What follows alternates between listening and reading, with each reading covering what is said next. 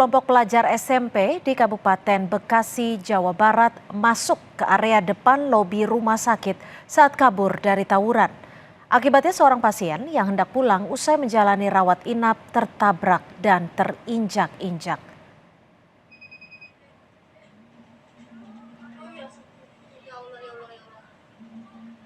Pasien perempuan ini awalnya hendak masuk ke dalam mobil usai dirawat inap di rumah sakit. Namun tiba-tiba sekelompok orang berlarian hingga pasien tertabrak dan terinjak-injak. Gerombolan itu hendak menyelamatkan diri dari tawuran yang terjadi di depan Rumah Sakit Ridho Kasalma, Kabupaten Bekasi, Sabtu lalu.